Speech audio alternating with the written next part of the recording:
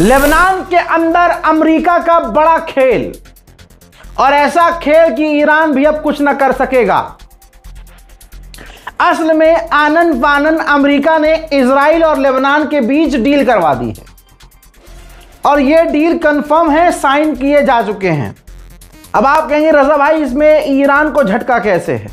जी, Iran को झटका यह है कि जब लेबनान का राष्ट्रपति ही, लेबनान की सरकार ही हरामीपना कर देगी, तो इसमें आप और हम क्या कर सकेंगे? बात जायज़ है कि नहीं भाई? अगर सामने वाला खुद ही अपने पैर पे कुल्हाड़ी मार ले तो उसमें आप और हम क्या कर सकते हैं? भाई ईरान की मांग थी कि लेबनान से इजराइल बाहर निकले। अब ये जो आप डील होता हुआ देख रहे हैं इस तस्वीर में, इसमें यह है कि अमेरिका ने इजराइल और लेबनान की डील करवाई है, जिसमें यह देखिए नेतन्याहू खुद दिखा रहा है, जहां इसका हाथ है येलो लाइन आपको नजर आ रही है, पीली लाइन नजर आ रही है, नीचे से ऊपर तक जहां तक पीली लाइन है यहां तक इजराइल की फौज मौजूद है और आगे भी अब मौजूद रहेगी। ये डील हुई है। जो ऊपर का इलाका है, यानी दूसरा इलाका छोड़ दीजिए, जो निचले हिस्से को इजराइल ने दिखाया, नेतन्याहू ने दिखाया, अब वहां पर इजराइल की फौज परमानेंट रहेगी, क्योंकि शर्त यही है। चालाकी इजराइल ने यह करी और इसमें बड़ी चालाकी अमेरिका ने यह करी कि डील यह करवाई कि इस येलो लाइन के अंदर, येलो लाइन तक जो इजराइल की फौज है वो वहीं मौजूद रहेगी। कब तक? जब तक हिजबुल्लाह हथियार नहीं डाल देगा। तो हिजबुल्लाह कभी हथियार डालेगा नहीं, तो इसका मतलब इजराइल कभी वहां से निकलेगा नहीं। तो इनडायरेक्ट वे में ये जो डील है, ये डील नहीं, लेबनान की सरकार ने अपनी जमीन बेच दी इजराइल को। अब आप कहेंगे इजराइल से ऐसी गंदी घटिया तरीन डील लेबनान के राष्ट्रपति ने क्यों कर ली? तो अगर आप मुझे रोज देखते हैं, अगर मेरे सब्सक्राइबर हैं, तो आपको अच्छे से मालूम होना चाहिए कि लेबनान के अंदर जो लास्ट चुनाव हुआ था, तो डोनाल्ड ट्रंप ने धमकी दी थी कि अगर मेरी पसंद का आदमी नहीं चुना गया राष्ट्रपति, तो मैं लेबनान को जो फंड मिलता है वो बंद करवा दूंगा, लेबनान पर पाबंदी लगवाऊंगा, लेबनान पर कब्जा किया जाएगा, ये धमका दिया था। तो अब जो ये डील लेबनान के राष्ट्रपति ने की है, वो लेबनान का राष्ट्रपति कम अमेरिका का कुत्ता ज्यादा है।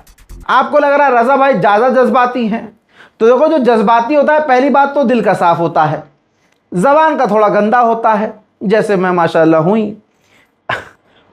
अब देखिए कि मेरी तो कोई औकात नहीं है, मुझे किनारे कर दो।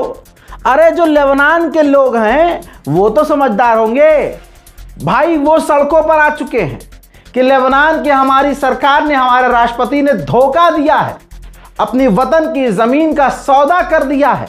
हमें यह मंजूर नहीं है कि हिजबुल्लाह हथियार डाल दे और तुम अमेरिका की गुलामी करो। देखिए प्रदर्शन, हिंसक प्रदर्शन लेबनान में शुरू हो चुका है।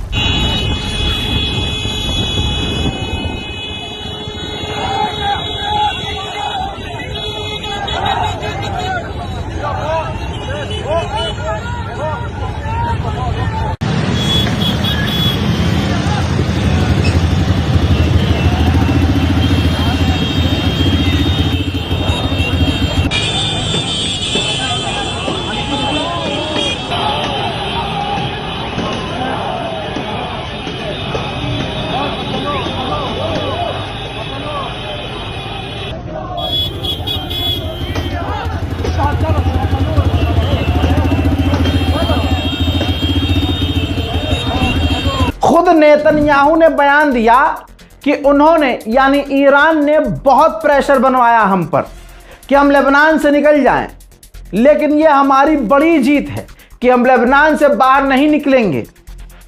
अब डील हो चुकी है और यह हमारी बहुत बड़ी जीत है। हमारी फौज लेबनान में मौजूद रहेगी और अब वो, यानी ईरान, कुछ नहीं कर सकता। सोचिए, लेबनान के बारे में नेतन्याहू ने बयान दिया कि हम आतंकवादियों के बंकर, उनके इंफ्रास्ट्रक्चर हम पूरी कॉलोनियां सब कुछ बर्बाद कर रहे हैं। भाई आतंकवादी किसे कह रहा है? ये पॉलिटिक्स से समझ में नहीं आ रहा है आपको। अगर मोदी सरकार को कोई बुरा लगे, वो उसे मार दे, तो क्या कहती है? आतंकवादी थे।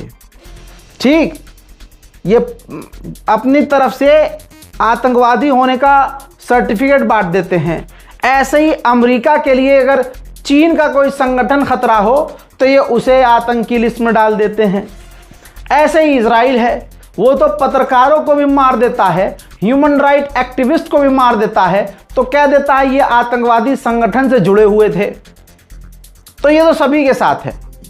हमारे मुल्क को, हमारी सरकार को, फौज को जब दिखेगा कि सामने वाला हमारे लिए खतरा है तो वो आतंकी तो घोषित करेगी उसे।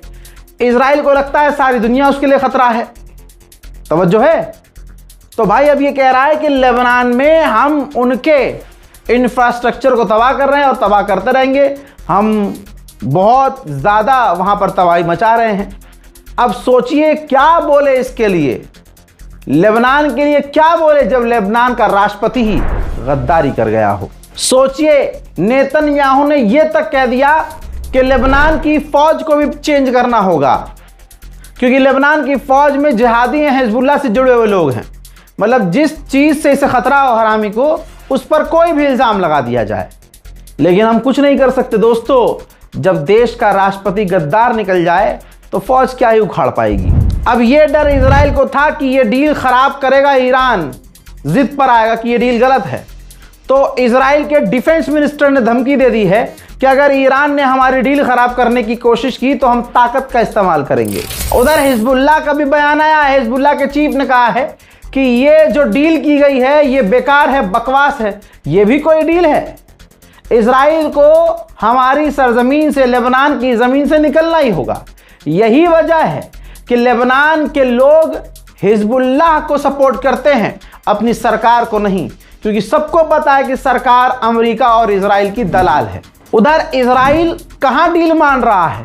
तस्वीर देखिए, रेसिडेंटल इलाके से धुआं निकल रहा है। इजराइल ने लेबनान पर हमला किया था जिसमें एक व्यक्ति बुरी तरह से घायल हुआ है। अमेरिका ने ऐलान किया है कि हम लेबनान की फौज को $30 मिलियन देंगे ताकि उन्हें मजबूत किया जा सके। सब ड्रामा है दोस्तों, ये बस फौज के अंदर गुस्सा ना फूटे। समझ रहे हो? गुस्सा तो लोगों का सड़कों पर है, लेबनान के लोग सड़कों पर हैं। कहीं ऐसा ना हो कि लेबनान की फौज भी अमेरिका और इजराइल के खिलाफ भड़क जाए। तो बस $30 मिलियन दे रहे हैं जी आपको मजबूत करने के लिए। बस ये समझ लीजिए कि ये कह के नहीं दे रहे हैं कि हम आपको खरीदना चाह रहे हैं, बस ये कह के दे रहे हैं मिठाई है, खा लो, बच्चों को खिला देना। दोस्तों अजाब तो अजाब है, जिसे खुदा परवरदिगार आलम पर भरोसा है तो वो भी कभी, हमें भी उम्मीद है कि हमें अल्लाह निराश नहीं करेगा। इजराइल के अंदर ऐसी बीमारी फैल रही है कि इजराइल परेशान हो चुका है। ग्राफ मैं दिखा रहा हूं। 7 अक्टूबर से पहले इजराइल के अंदर जो बीमारी थी साइकोलॉजिकल, ठीक है, जो दिमागी तौर की, जैसे नींद ना आना, घबराहट होना, पागलपन के दौरे पड़ना, बेचैनी रहना, सुकून ना आना, यानी कुल मिलाकर ये 5% था। लेकिन आज की तारीख में वो 5% से बढ़कर लगभग 28% हो गया है। 28, 5 से सीधा 28। ऐसी बीमारी, इंसोमिया आप उसे कह सकते हैं, बेचैनी, बौखलाहट, सुगबुगाहट, ठुकठुकाहट, पता नहीं क्या जो भी है। तो इजराइल के लोगों की नींद उड़ चुकी है, गवर्नमेंट भी काफ़ी परेशान है। मेरे दोस्तों सबसे बड़े शैतान नेतन्याहू ने कहा है कि फिलिस्तीन स्टेट की कोई जगह नहीं है। सी से यानी समुद्र से जॉर्डन की नदी तक कहीं भी 2 स्टेट सॉल्यूशन का नामो निशान नहीं है। सिर्फ 3 साल की जंग में, जिसको जंग भी नहीं कह सकते, सिर्फ कत्लेआम नरसंहार कह सकते हैं, 3 साल में इजराइल के $205 बिलियन, 3 साल में 205 billion, Bombay, B for Bombay, $205 billion खर्च हो चुके हैं। ये यूट्यूब, ये सब इजराइल को किस हद तक सपोर्ट करते हैं अंदाजा लगाइए। BDS नाम की एक कंपनी है, इसने एक ऐसी ऐप बनाई सॉफ्टवेयर ऐसा डेवलप किया कि वो सॉफ्टवेयर आपको बताता जो आप दूसरी ऐप डाउनलोड कर रहे हैं वो इजरायली तो नहीं। बहुत अच्छा सॉफ्टवेयर था। गूगल ने उस ऐप को ही जो ये बताती कि ये ऐप इजरायली है कि नहीं, गूगल ने उसी ऐप को ब्लॉक कर दिया, बैन कर दिया। इजराइल का एक मेंबर ऑफ पार्लियामेंट, ये देखिए, फिलिस्तीन की लड़कियों के स्कूल में घुस गया। ये हिजड़ा दो चुटिया वाला जनखा, ये इजराइल का मेंबर ऑफ पार्लियामेंट फिलिस्तीन की लड़कियों के स्कूल में घुस गया और वहां जाकर ये बता और दिखा रहा है कि इस स्कूल के अंदर इजराइलियों के खिलाफ, यहूदियों के खिलाफ पढ़ाया जा रहा है। उधर ये तस्वीर देख लीजिए, थोड़ा सा ब्लर कर रहा हूं, ये गज्जा है। इजराइल ने गज्जा पर फिर से हमला किया, जिस हमले में 22 लोग बुरी तरह से घायल हो गए। इजरायली मिनिस्टर ने टीवी चैनल पर कहा है कि हम गाजा को फुल खुद कंट्रोल करेंगे। बाजू में ये दो तस्वीर एक ही इंसान की है।